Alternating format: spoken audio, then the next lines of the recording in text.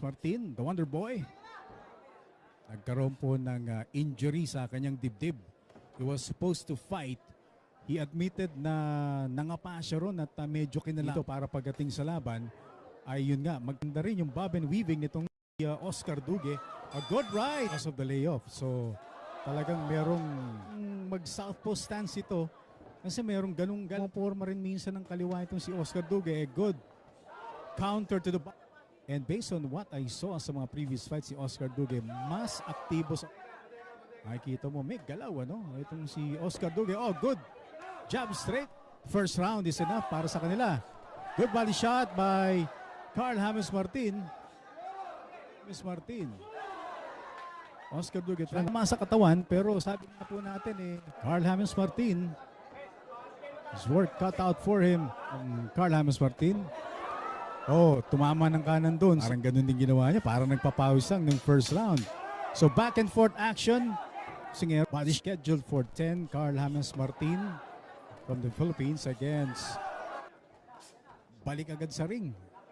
Maganda yung mga patama ni Martin sa katawan pero bumabalik itong si Oscar Dugue. Fighters. Oh, gandang counter left from Oscar. Opensa. At marunong kumounter. Katulad nun.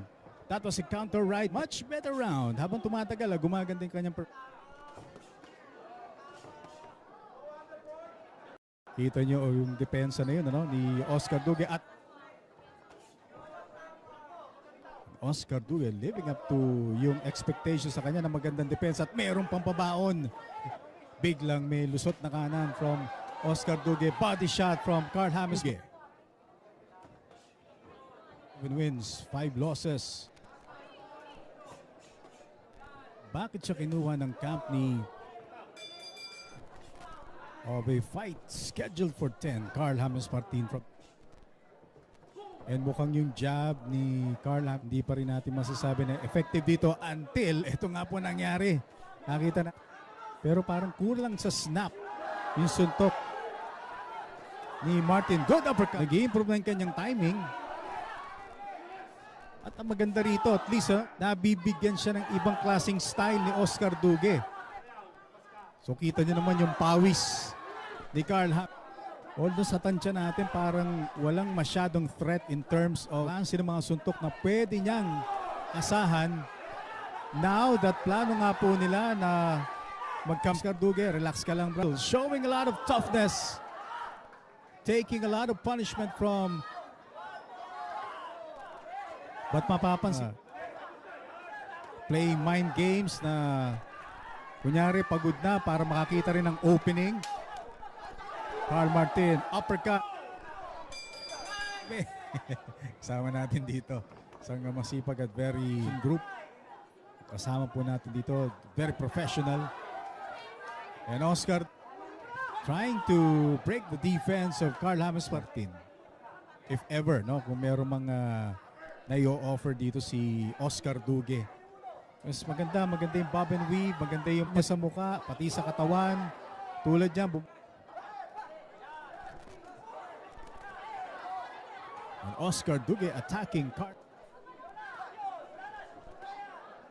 He's trying to open up yung depensa. At yun, yung uppercut. Usually yan, walang depensa dyan To stand in front of your opponent, tapos bibitawan ka ng uppercut, wala nga depigil dun. Oh. And probably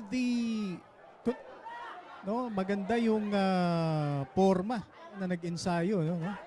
And he kept himself in shape. Nag-i-ensayo. Oh, good right from Oscar Dugue. Another right. Oscar Dugue. For Oscar Dugue, posible yan. Siguro kung tatama pa na isa. Samantala, round number 6.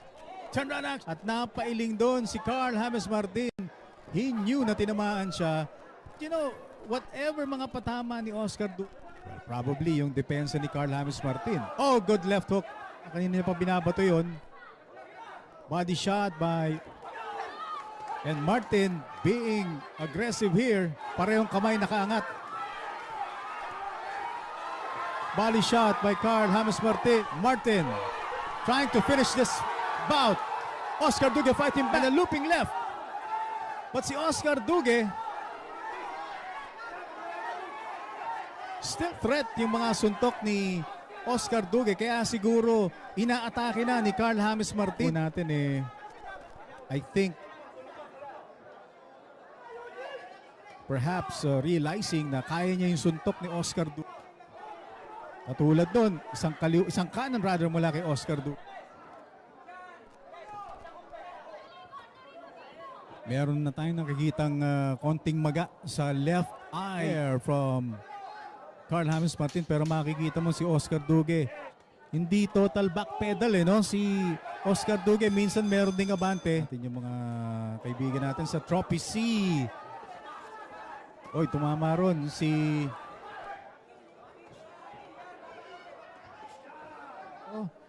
bati na natin lahat. Gabriel Bebot Elorde, Boss Johnny Elorde, and Miss Liza Elorde.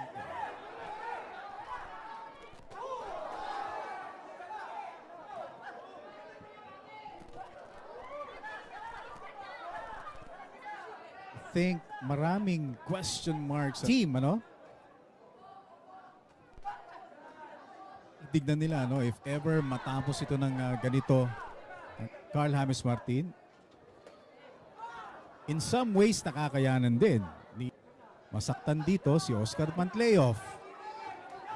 Training, pinatama ni Oscar Dugue. Bawi naman ng kanan. Oscar Dugue, last 10 seconds. About scheduled for 10, Dennis Principe. Bringing you the action live mula po rito sa Elorde Sports Complex. Martin. But at the same time, posible rin gumagawa ng or nagkakaroon ng lakas ng loob si Dugue na if ever, and again, balikan ko lang yung sinasabing anong magandang napala rito ni or napapal point. Ayun, pinagpawisan siya. Kung meron mang kalawang, pwedeng dito napapagpag niya na. Yung timing parating nandun, yung lakas parating nandun. A tough assignment in terms of him. Sabi niya na gusto niya mangyari dito. To be the first fighter na Dugue. Up to this point, hindi pa natin masabi na nasasaktan niya si Oscar Dugue because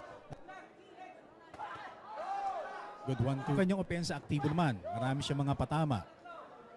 At yung kanyang that to his conditioning coach Mel Lantin ng Fit 21. Sa lakas dito si Martin. At least 3 rounds humihiga. Dito nagbibigay siya ng problema kay Carl. Iba siya sa kanyang ginagalaw dito. Ibay, itong si Oscar Dugue. So maraming pwedeng pag-aralan dito si Carl James Martin. Oh, good body shot.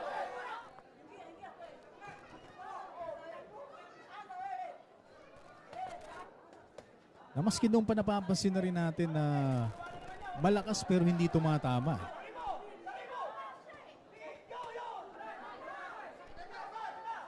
Sa katawan, but ang tanong is, tama ba yung time? Yun ang tanong doon. We're getting some punishment kay Carl James Martin. Now, Carl James Martin attacking the Martin going. And Martin out sir. And si 10th and final round. Carl James Martin. Marito si Martin in terms of notching a victory. So, maraming dapat i-assess. Nagaling siya sa 8-month layoff. Yun na lang siguro pwedeng isipin. Ano? Baka saktan niya si Carl James Martin. A good left jab by pag-aralan ni Carl James Martin. Ano? Yung mga ganong patama, siguro kaharap niya is isang rated na Mexican. Baka bigla and not take anyone for granted. He took Oscar Dugue for granted, but every opponent at para katulad mo, gusto rin manalo ng knockout. And that's the end of the fight. The Wonder Boy!